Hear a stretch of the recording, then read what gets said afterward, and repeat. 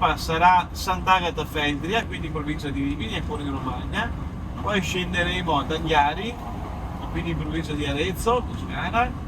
Poi visiteremo Arezzo e alla fine abbiamo l'idea di tornare passando dal Mugello sulla Firenze, però vediamo come va il meteo, perché il cruccio di questa vacanza, un po' come tutti gli anni, è Pasqua veramente, è proprio il meteo che sta facendo il capriccioso. Noi come camperisti, sapete che il camperista non è solubile in acqua, quindi non temiamo la pioggia e andiamo avanti sempre. Però insomma, se c'è il sole tanto meglio, ecco.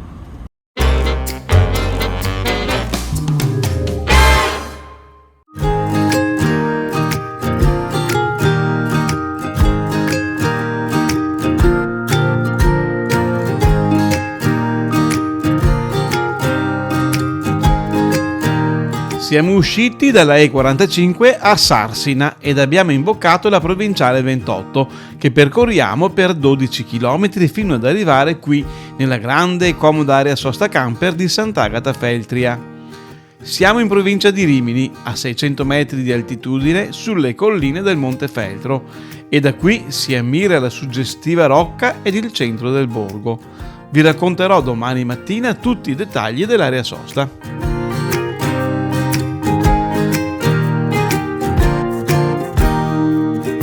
Siamo arrivati a Sant'Agata Feltria la sera del Venerdì Santo, apposta per partecipare alla suggestiva processione tradizionale, con la rievocazione storica della Passione di Cristo, che parte dalla collegiata di Sant'Agata alle 20:30.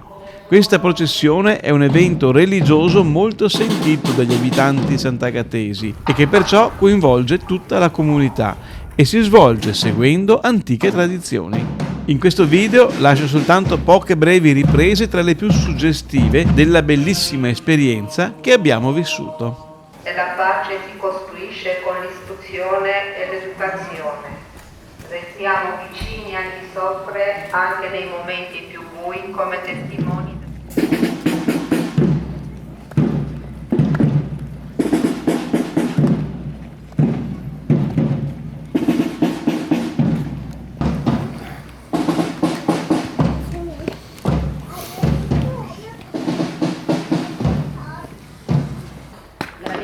Delle immagini e la crudeltà dei gesti.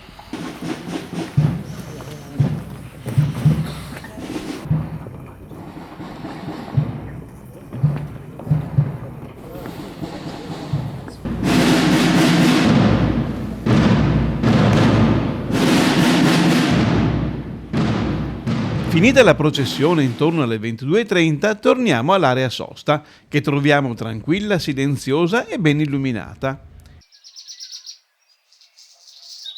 Il sabato mattina si presenta con un bel cielo azzurro pieno di luce e l'aria è tiepida. Come dicevo prima, l'area sosta di Sant'Agata Feltria sorge appena sotto alla Rocca. È molto grande, con circa 50 piazzole su asfalto in leggera pendenza, immersa nel verde e confinante con uno scrosciante e fresco ruscello.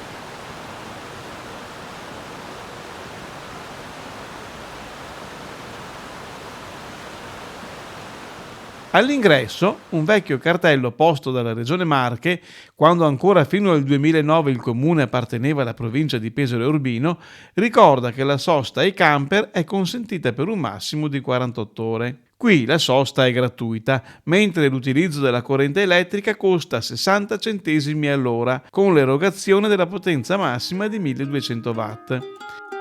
Nella centralina bisogna inserire le monete e il numero della piazzola.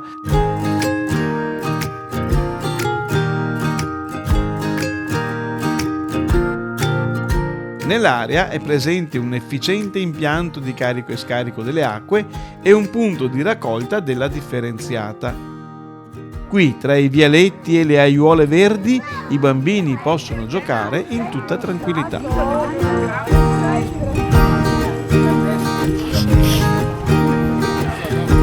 Ciao Tommaso, saluta tutti!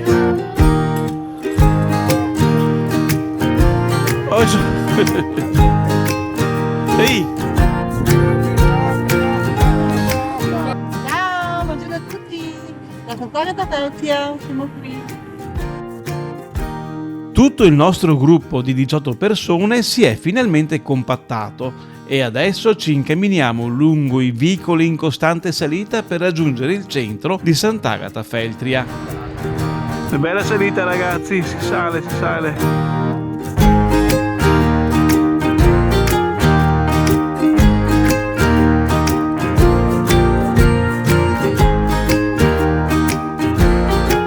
Adesso invadiamo il panificio.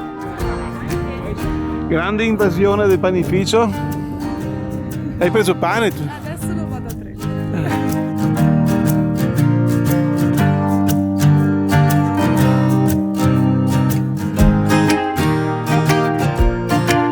È quella della nonna e quella lì. C'è del nonno e del nonno.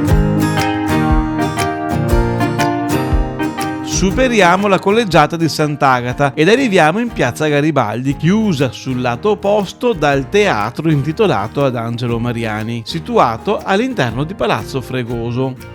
Attraversiamo la piazza ammirando le tante vetrine che qui si affacciano mettendo in bella mostra i prelibati prodotti tradizionali. Questa è terra di pregiati tartufi bianchi e neri e del rinomato formaggio di Fossa, ma anche di funghi porcini, del miele e della tipica spianata. Superate tutte queste attrazioni, entriamo finalmente a visitare il Teatro Mariani. L'ingresso è gratuito, ma è raccomandata un'offerta libera per sostenere il mantenimento dell'opera. La caratteristica principale di questo teatro è quella di essere completamente in legno, dalla cavea alle colonne portanti al palcoscenico.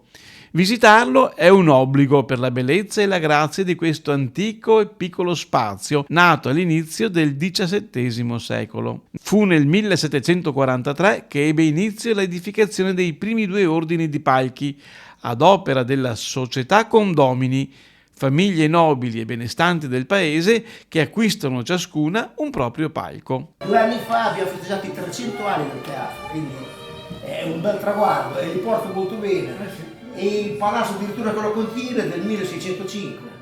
Quindi anche... Proprio dietro al teatro troviamo la specialissima Fontana della Chiocciola, che fa parte del giro delle fontane di Sant'Agata. Riattraversiamo il borgo e saliamo nuovamente, questa volta verso Rocca Fregoso. Simbolo del paese, la rocca è nel vero senso della parola aggrappata alla pietra arenaria. Il primo nucleo della fortezza risale al XII secolo, formata da una grande torre poligonale. In seguito la rocca venne adattata a residenza dei Fregoso ed abbellita con affreschi e ornamenti. Ma oggi questa antica rocca che si erge maestosa tra i monti è diventata la sede di un posto davvero speciale.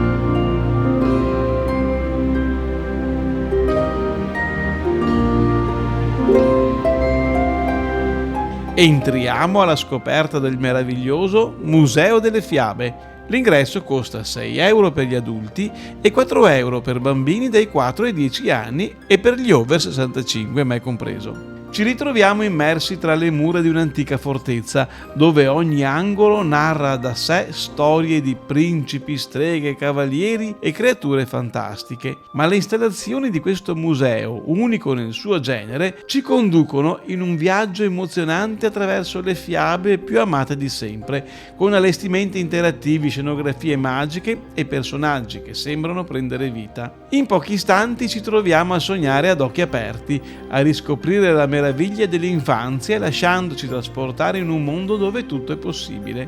Posso affermare che il Museo delle Fiabe di Rocca Fregoso è davvero un'esperienza indimenticabile per grandi e piccini. Non si perdono d'animo.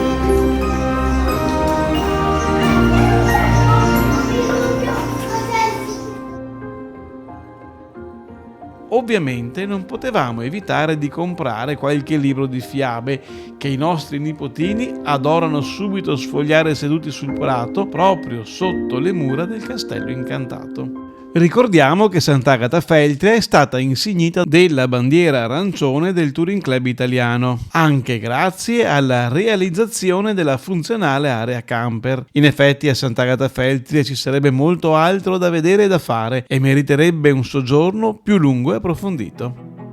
Subito dopo pranzo ripartiamo per la prossima tappa, che è Anghiari, in provincia di Arezzo. Riprendiamo l'E45 che troviamo completamente dissestata al limite dell'impraticabile e che, anche andando molto lentamente, mette a dura prova la struttura dei nostri mezzi. Usciamo a San Sepolcro e prendiamo la bella strada statale 73 che in 8 km ci porta in centro ad Anghiari.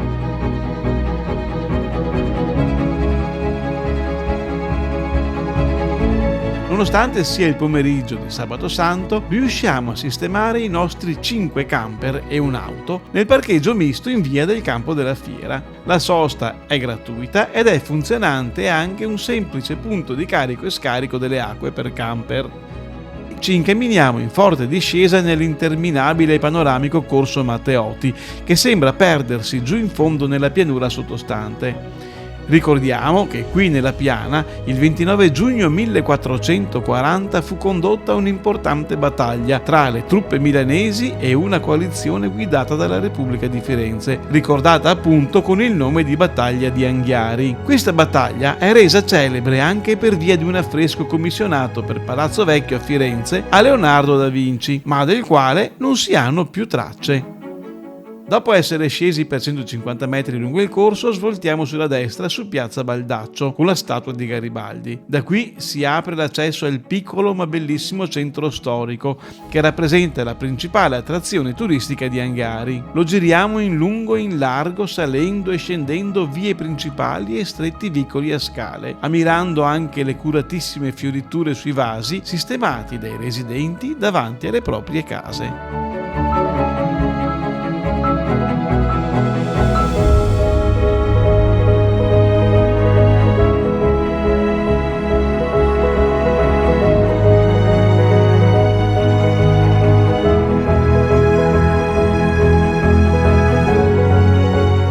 Ammiriamo ogni angolo, restando estasiati dai tanti incredibili scorci e punti di interesse che incontriamo lungo il nostro percorso, finché arriviamo in Piazza del Popolo, dove sorge Palazzo Pretorio, la sede del comune di Anghiari, e qui decidiamo di prendere il caffè ai Giardini del Vicario, il bar qui all'angolo.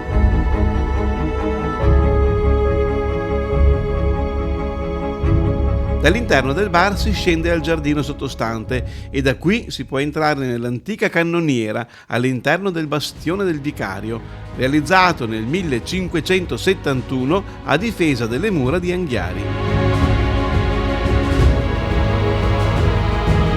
Ritorniamo al parcheggio e ripartiamo subito in camper per la prossima tappa, Arezzo, dove questo pomeriggio abbiamo chiamato il centralissimo ristorante Farmacia del Cervo ed abbiamo prenotato un tavolo per 18 persone, questa sera a cena. Da Anghiari prendiamo la provinciale 43 della Libbia, che sale al passo della scheggia. La sede stradale è larga e in buono stato e in meno di un'ora percorriamo i 27 km che ci portano in area sosta ad Arezzo. Tra le diverse possibilità di sosta offerte dalla città abbiamo scelto l'area attrezzata di via Antonio Garbasso, che è abbastanza vicina al centro. Purtroppo, quando siamo arrivati, non c'era posto all'interno del piazzale, ma siamo riusciti a sistemare i nostri 6 mezzi lungo la strada confinante davanti al campo di calcio. Appena sistemati i camper, ci incamminiamo verso il ristorante Farmacia del Cervo in via Cavour, che dista da qua circa 1,5 km, su un percorso che abbiamo trovato desolato e solitario. Ma arrivati nell'adiacente piazza San Francesco restiamo sbalorditi nello scoprire l'allegro vociare di un'infinità di persone che trascorrevano la serata piacevolmente in compagnia nel centro di questa meravigliosa città. Il Cervo, ex farmacia, è oggi un ristorante gastronomia che al piano superiore si propone come ristorante di cucina tipica locale. Noi abbiamo mangiato davvero bene e il personale è assolutamente molto gentile e disponibile e, per finire, il conto è stato davvero leggero. Consigliatissimo! Usciamo dal ristorante e ci dirigiamo per una passeggiata in Piazza Grande che, nella sua versione serale, è ancor più ricca di fascino e di splendore.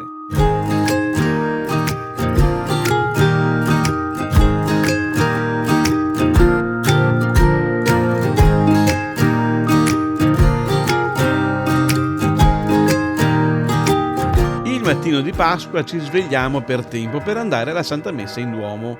La giornata è splendida e promette bene, nonostante le previsioni riportino un repentino peggioramento per l'ora di pranzo. Incrociamo le dita perché abbiamo intenzione di trovare un posto dove poter pranzare all'aperto tutti assieme e questa cosa non ce la togliamo dalla testa. Intanto però andiamo a perlustrare com'è l'area attrezzata qui adiacente. Scopriamo subito che già alle 9 del mattino molti camper se ne sono andati e adesso ci sono tanti posti liberi. L'area è riservata ai camper e costa 80 centesimi all'ora con il massimo di 8 euro per 24 ore. È disponibile lo scarico delle acque grigie e nere e del carico dell'acqua potabile, ma per questa si pagano 10 centesimi ogni 10 litri. Mi sembra più che accettabile. Noi comunque ormai restiamo in sosta libera sulla strada. Alle 10:30 inizia la messa, è ora di incamminarci verso il Duomo, che si raggiunge con una breve passeggiata fino all'imbocco delle scale mobili, che in breve ti portano piacevolmente su in centro, uscendo praticamente proprio di fianco al Duomo. Un momento di raccoglimento ed entriamo. Il Duomo di Arezzo, intitolato ai santi Pietro e Donato, domina la città dall'alto. La sua costruzione gotica iniziò nel 1278, ma l'attuale facciata in arenaria fu completata soltanto nel 1914, adornata da sculture e un rosone. L'interno, a 3 navate, è ricco di arte e di storia. Il soffitto riccamente affrescato, preziose vetrate cinquecentesche, l'affresco della Maddalena di Piero della Francesca e la monumentale arca di San Donato, oltre alla tomba di Papa Gregorio X.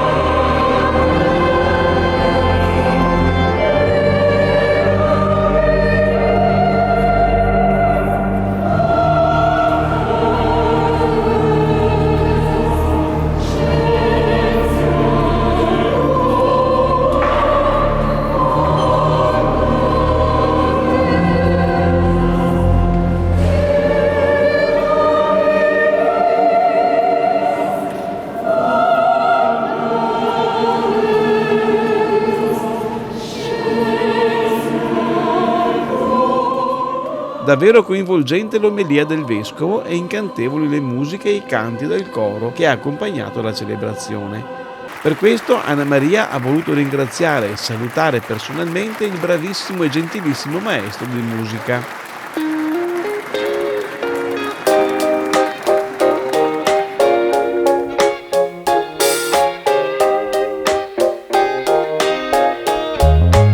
Usciti dal Duomo siamo tornati in piazza San Francesco perché volevamo entrare in basilica ad ammirare uno dei massimi capolavori del Rinascimento, la leggenda della vera croce di Piero della Francesca. Purtroppo adesso l'ingresso è a pagamento e la chiesa la domenica apre soltanto al pomeriggio. Torniamo ai camper che il cielo ormai si è fatto plumbeo e pesante come segnalato dalle previsioni. È il nostro pranzo all'aperto? Come dicevo all'inizio, il camperista non è solubile in acqua, ma mettersi a tavola in 18 persone per il pranzo di Pasqua sotto la pioggia non è proprio il massimo. Soluzione? Niente ristoranti, abbiamo i camper pieni di manicaretti preparati per l'occasione con le nostre mani sapienti. Confidiamo in un miracolo che in realtà non tarda ad arrivare. Uno degli amici della nostra comitiva conosce un posticino che potrebbe fare il caso nostro. Andiamo a vedere di cosa si tratta. Siamo a Ponte Buriano, ad appena 10 km dall'area sosta dove eravamo prima. Qui, appena superato il nuovo ponte provvisorio sul fiume Arno, sulla sinistra, immerso in un boschetto proprio sulla sponda del fiume, troviamo una tensostruttura al momento lasciata al libero utilizzo. In realtà è tutto molto sporco, ma tutta la squadra si adopera con scope, stracci, sgrassatore e igienizzante per ripulire il grande pavimento, i tavoli e le panche lasciate a disposizione. Mettiamo le nostre tovaglie di carta e il pranzo di Pasqua è servito, a dispetto della pioggia insistente, in un posto a dir poco straordinario, perché il panorama sull'Arno e sull'antico ponte romanico del 1277 è davvero fantastico. Oltretutto sembra che proprio questo ponte sia quello dipinto da Leonardo sullo sfondo niente meno che della Gioconda. Auguri, buona Pasqua a tutti! Dai, scrivi la poesia. Poesia, Buona Pasqua.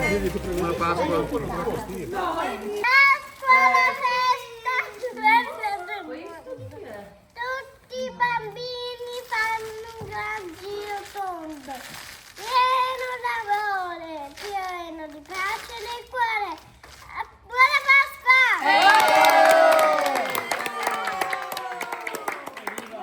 Dopo il festoso pranzo tutti in compagnia e una bella passeggiata sull'alveo dell'Arno e attraverso il ponte Buriano, possiamo dire che abbiamo davvero trascorso una buonissima Pasqua. Grazie anche a voi che in tantissimi ci avete fatto i più sinceri auguri.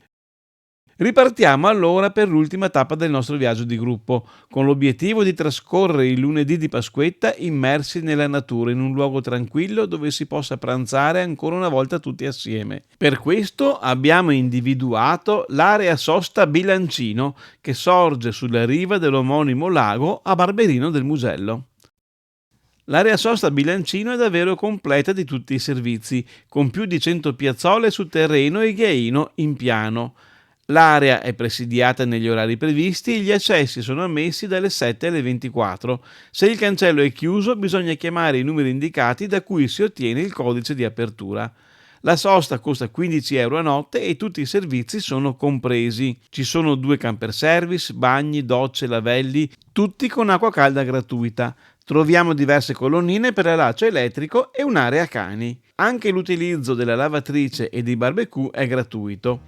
È disponibile inoltre una struttura coperta dove eventualmente in caso di maltempo gli ospiti si possono aggregare.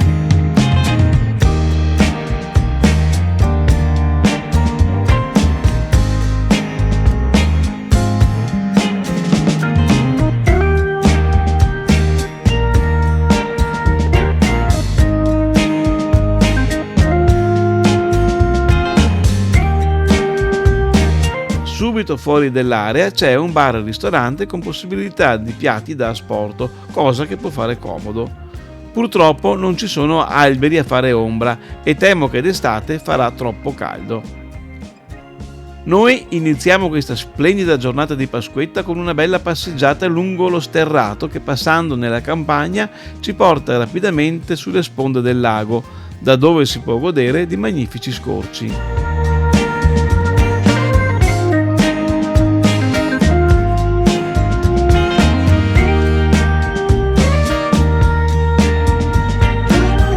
Il Bilancino è un bacino artificiale, la cui diga di sbarramento è stata ufficialmente inaugurata con l'apertura al pubblico nell'ottobre del 1999.